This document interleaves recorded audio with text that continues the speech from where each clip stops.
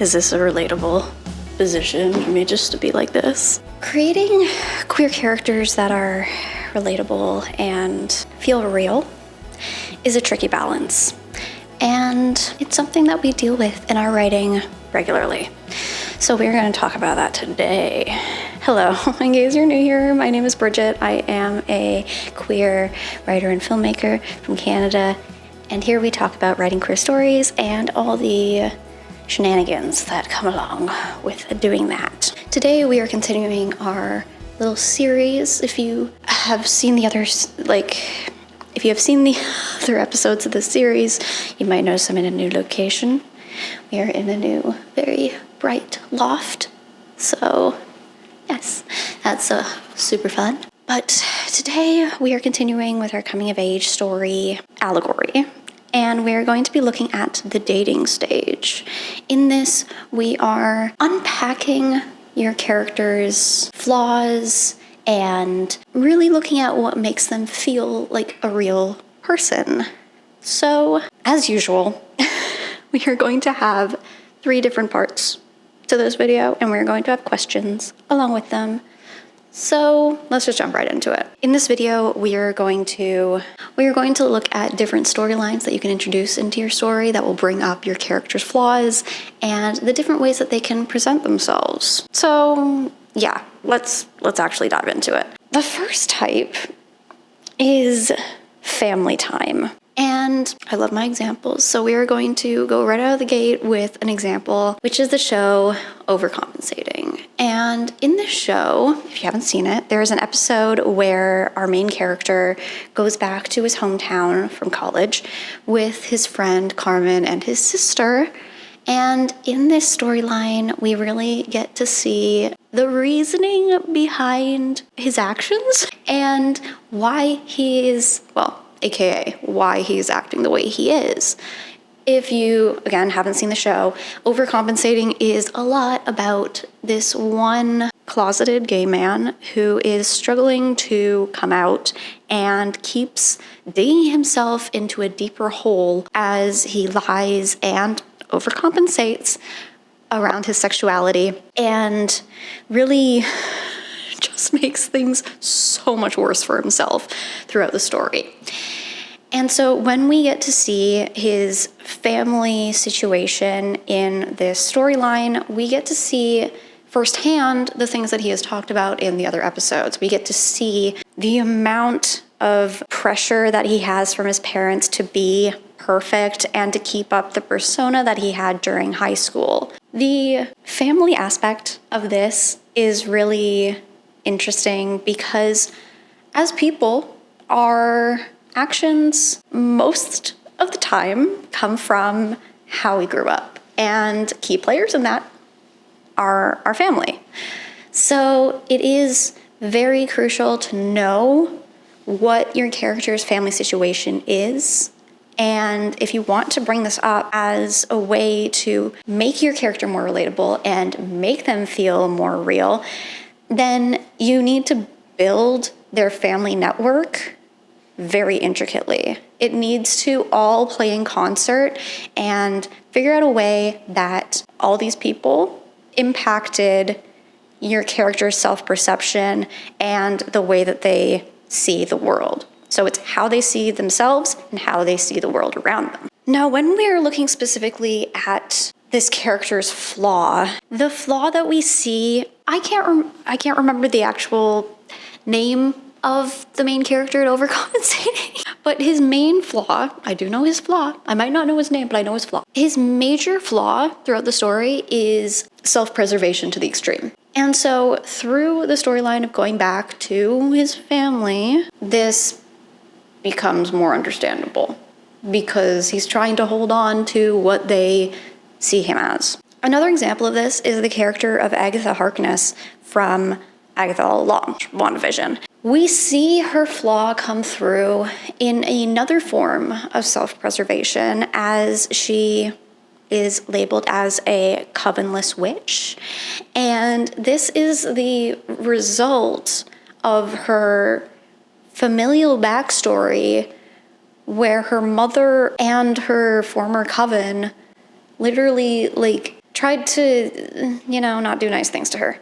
So as we see through the story, she is very protective of her own social standing and isolates herself a lot, because even though we don't see a lot of her backstory, we get like glimpses that make sense as to why she is the way she is. And this all goes back to the relationship with her mother, which we see in one of the episodes. And it's pretty clear that it was it's like emotionally abusive and or physically abusive. I'm pretty sure it was emotionally though. So it's like abusive to a degree, definitely. So having that makes us both relate to the character and understand them on a deeper level. And so tying in family stuff, very, very useful. Would recommend. But the question is, let's dive into the questions. Question number 1. Is there something in your character's family dynamics that makes it hard for them to get past their flaw? What is it that they keep reinforcing that like triggers your character, basically? And question number 2, what happened in their past, mainly with their family, that still sticks with them today? Trauma. We're looking at trauma. Let's move on to number 2, which I'm calling the baggage arrives. Could think of this kind of like baggage claim. It just came to my mind. It's coming around on the carousel. This type is all about characters coming back into your characters' lives. And an example I'm going to use for this one is the movie I Saw the TV Glow. We have the main characters, Owen and Maddie, and about, I think, a third or halfway through the movie, Maddie comes back into Owen's life. And this is kind of a turning point that changes a lot of things in Owen's life, because Maddie was the first person to really like open Owen's eyes to a different world. And when she comes back, it is re-triggering for Owen's flaw, which again, we often have the flaw of self-preservation in these kind of queer stories. So Owen's flaw is as well self-preservation, and Maddie showing up in this way of showing him again a new way of living and telling him about what she's experienced and where she's been, for a moment makes him consider, I think she offers for him to come with her, but the the fear that is associated with his self-preservation is so strong that the baggage arriving in the form of Maddie is not, the pull to go with her is not strong enough at this point, and so he's pulled back into his flaw. It is really a trigger for a fight or flight response. And Maddie's appearance is kind of like an ex showing up again. Post-breakup, they show up at your character's front door and are like, I want to run away with you. And meanwhile, your character has fallen back into old habits, or they've changed their views completely. And this person standing in front of them is telling them all the things that they can have, but that doesn't change things. It's not, in this moment, your character has to make a decision. In the case of Owen, his decision was to not pursue things further. And that is one storytelling decision that gives one kind of story.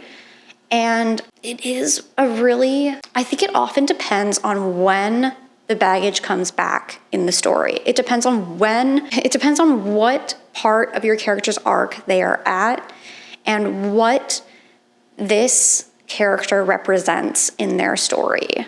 The baggage can be a friend like Maddie. It can be an antagonist. It can be all kinds of things. It can be a mentor, like an old mentor. It simply means that this person has not been present for some time, and then they reappear and shake things up. So the defining moment of your character's arc is really cemented when this character comes back and presents them with something new. They're like, we can do this. Even if it's good or bad, your character's decision defines how your story is going to move forward. And their flaw is what is pulling on the other side of the rope. Your character is like in the middle, like your character is the rope.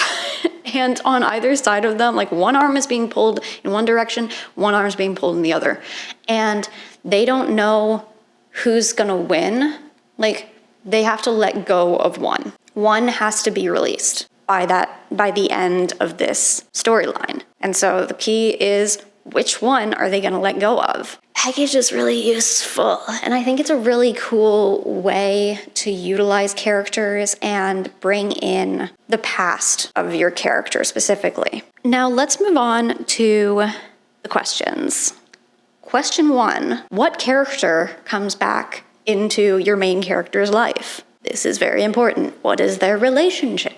What happened in the past? And segueing into that, question number 2, what is their relationship with this person? And how did they affect them at an earlier stage in their life? Question number 3, how do they respond to this person returning? This is pivotal. This is what changes everything. If you choose to do this kind of plot, this is really vital because it really determines a lot. Now let's move on to part 3, the final part, which is I'm calling personality as flaw. Oftentimes, a character's personality can be seen as a flaw. It's like not adhering to social norms, defining the kind of person they are. It's like we need to draw a line in the sand. What is a flaw? There is a difference between traits that cause conflict and actual flaws. Flaws are things and, well, mainly beliefs that your character needs to unlearn in order for them to move forward in the story. And it is something that ties very closely to the message of your story. Traits, on the other hand, are just things in their personality that aren't really going to change. They might discover they don't like something, but it is not something that other characters really have a say in, and not something that the plot revolves around. Now, we are finally going to get to the allegory. This is when, with our allegory of the dating stage of your little rom-com, or just coming of age in general, this is when we are really getting to know your character. And there are things that we discover about the character that we like, things that we're not so crazy about, but we're really getting to know them on a personal level. When it comes to flaws, we are looking at mainly insecurities. We are looking at things that flare up when they are confronted with their flaw. Usually a flaw is something that is a lesson. It's something like a belief that they need to change their minds about. Usually it is about either themselves or about the world around them. And with that, it is the nebulous, the center of your story, the center of their character arc. I know we've talked about character arcs before in this video, and I think it's really important to think about flaws in terms of your character's character arc. I don't think that it's just ooh, let's throw in a fun little flaw, as usually that's more seen as oh yeah, it's like a quirk. It's just like a personality trait.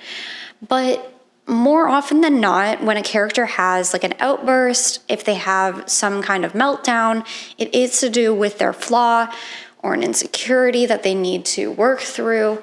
Now, an example of this is the movie Crush. And if you haven't seen it, it's on, I think it's on Amazon for Canada. It's on Hulu or something. And in this, we have the character of AJ, who often well, through the movie, we see her struggling with the flaw/insecurity around being like second best to her twin sister. And through this, there's often like self-sabotaging things. We have like the main climax of the movie is her not wanting to be the second choice. And even though the main character chooses AJ, it's not something that she can accept. And that's because her flaw was poked at. Her insecurities were brought up and brought into the light. This is a pretty like fast moving like recovery from a flaw, but it is something that we keep being reminded of in the film, and it's never really like shadowed by another flaw in AJ's character. It's always just dealing with this, and the main plot also like underlines it, because Paige, our main character, had a crush on AJ's twin sister before she had feelings for AJ. And so basically everything revolves around this insecurity that AJ has. And so the whole story has to resolve with AJ and Gabby having this conversation. Sorry about the noise. So let's look at some questions that will help you with these personality flaws/lessons. Number one, what insecurities is your character holding on to? Again, this can be their whole character arc. It can be the whole plot of the story. It can really jumpstart your writing process. And number two, what lesson will change your character's outlook? These are closely tied together, but again, I want to emphasize that the flaw is the lesson. So, yes. Now let's quickly summarize what we covered today. Number one, you can bring in family as a storyline to bring up trauma. Number two, you can bring back some past baggage. That doesn't have to be in the form of a family member, and stir things up.